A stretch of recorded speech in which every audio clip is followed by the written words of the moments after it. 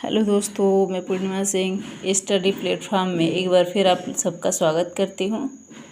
आज का हमारा क्वेश्चन है शारीरिक स्वस्थता फिटनेस को प्रभावित करने वाले कारकों को बतलाते हुए इसके महत्व की विवेचना कीजिए। शारीरिक स्वस्थता फिटनेस को प्रभावित करने वाले कारक जो हैं, देखिए 9 कारक हैं, जिसमें पहला है आयु। जीवन काल को मुख्यतः 5 भागों में विभाजित किया जाता है: शिशु काल, बचपन, किशोर, प्रौढ़ावस्था और वृद्धावस्था। किशोर, प्रौढ़ाकाल एवं वृद्धाकाल को फिटनेस संबंधी आवश्यकताओं में भिन्नता होती है। जहाँ किशोरों में शारीरिक परिवर्तन और शारीरिक अंगों का विकास हो रहा होता है, वहाँ प्रौढ़ाकाल में परिपक्वता के स्तर को प्राप्त कर लिया जाता है।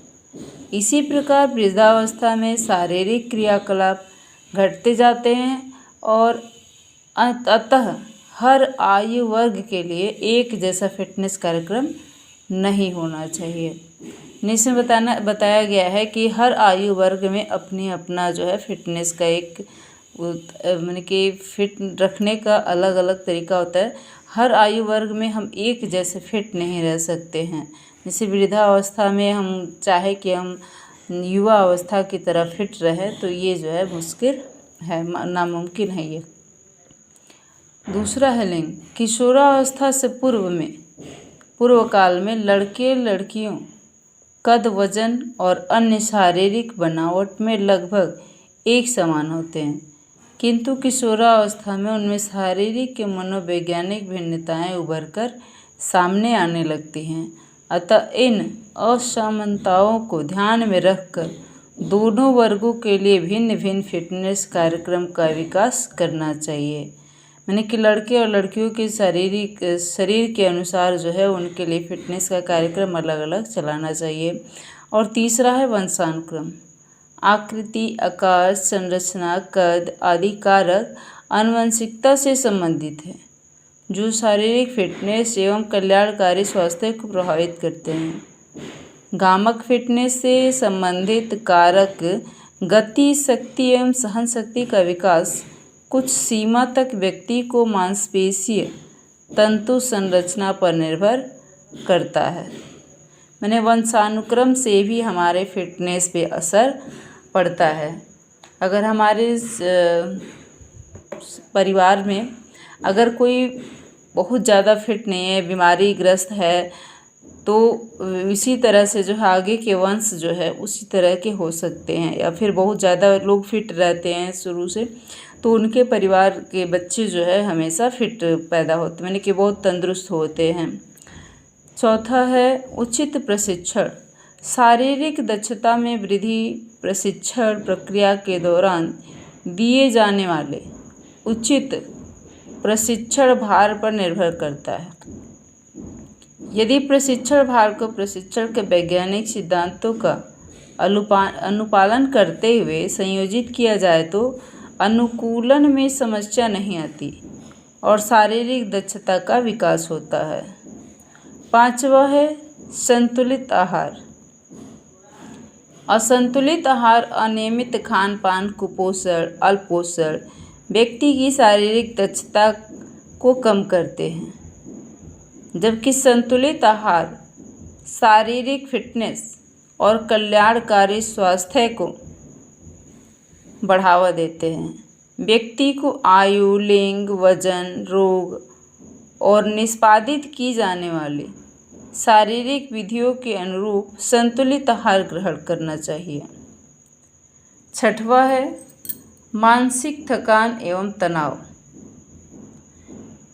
मानसिक तनाव, दबाव, थकान एवं चिंता जैसे कारक भी शारीरिक फिटनेस एवं कल्याणकारी स्वास्थ्य को नकारात्मक रूप से प्रभावित करते हैं। जो व्यक्ति मानसिक रूप से हमेशा उत्पीड़न में रहता हो, उसका शरीर जो है कभी फिट नहीं रह सकता है।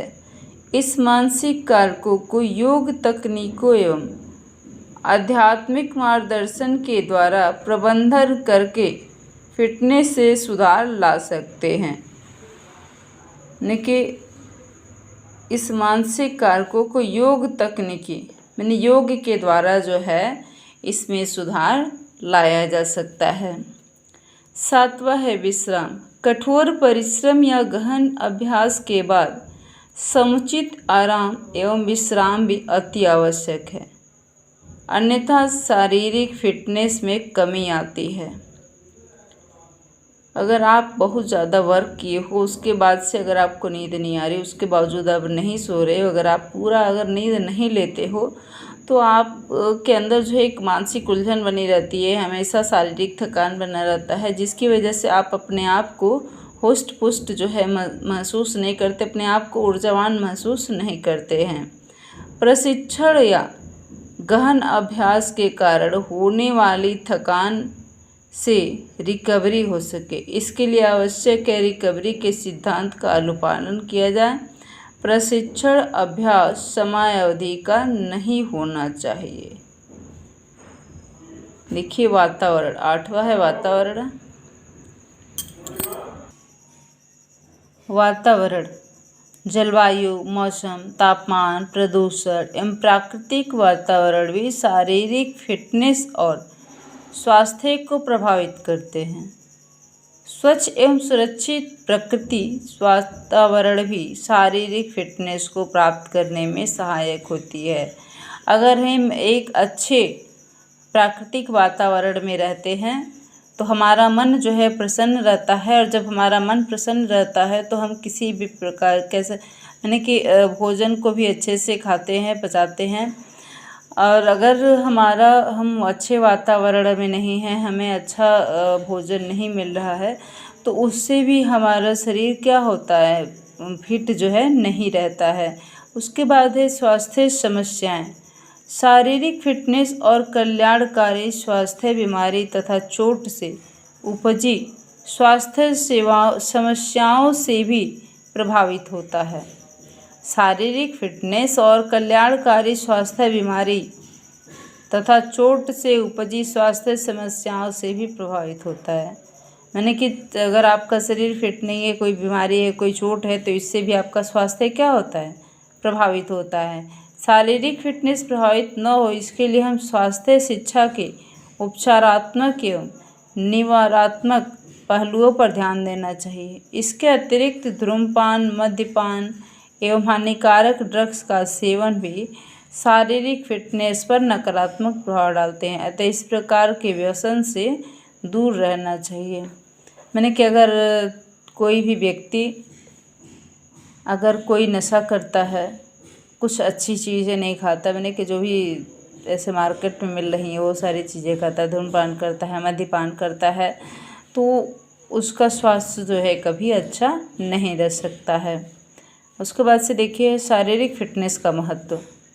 किसी भी आयु वर्ग के व्यक्ति नियमित रूप से शारीरिक गतिविधियों या व्यायाम के माध्यम से शारीरिक फिटनेस के अच्छे स्तर को प्राप्त कर सकते हैं और उससे बनाए भी रख सकते हैं।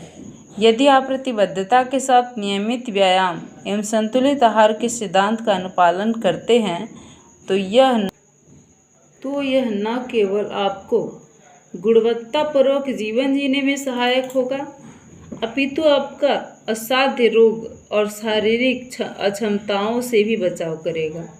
शारीरिक फिटनेस के कुछ महत्वपूर्ण लाभ निम्न हैं। पहला है उन्नत शारीरिक स्वास्थ्य। हृदय और फेफड़ों को कार्य क्षमता में वृद्धि होती है। और दूसरा है शरीर में हानिकारक कोलेस्ट्रॉल LDL के स्तर में कमी आती है। तीसरा है मांसपेशियों की शक्ति और सहन शक्ति में वृद्धि होती है। चौथा हृदय रोग एवं मधुमेह जैसी बीमारियों का खतरा कम होता है। नियमित व्यायाम से मधुमेह रोगियों में ग्लूकोज का स्तर कम होता है तथा इंसुलिन संवेदनशीलता बढ़ाती है, जिससे मधुमेह रोग का खतरा कम हो जाता है। शरीर में पांचवा है शरीर में अतिरिक्त वसा कम होता है और मांसपेशीय तान में वृद्धि होती है, मैंने मसल टोन्स में। उन्नत मनोवैज्ञानिक है दूसरे को हेडिंग। इसमें पहला है नियमित व्यायाम से मानसिक तनाव, थकान एवं चिंता जैसे मनोवैज्ञानिक कारकों पर नियंत्रण होता है। नियमित व्यायाम से मस्तिष्क का विकास होता है। शारीरिक गतियाँ अल्जीमर रोग, मानसिक विघटन तथा अवसाद जैसी समस्याओं के खतरों को न्यून करती है। तीसरा है, इस मस्तिष्क को मूड संवारने वाले एंडोर्फिन नामक तत्व को मुक्त करने में सहायता देता है। इन तत्वों से व्यक्ति स्वयं अच्छे स्वास्थ्य एवं आनंद की अनुभूति करता है। यह व्यक्ति में आत्मसम्मान, आत्मबोध की भावना एवं आत्मविकास को बेहतर बनाता है। यह व्यक्ति में मानसिक सतर्कता, धारण एवं मस्तिष्क की सूचना संसाधन क्षमता को बेहतर बनाता है।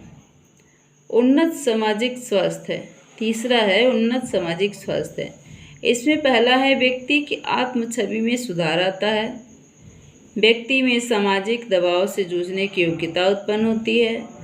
और तीसरा है सामाजिक समरसता एवं सामाजिक क्रियाकलापों में भागीदारी के अवसर बढ़ते हैं। ओके दोस्तों, please like, subscribe and share. Okay, bye, take care.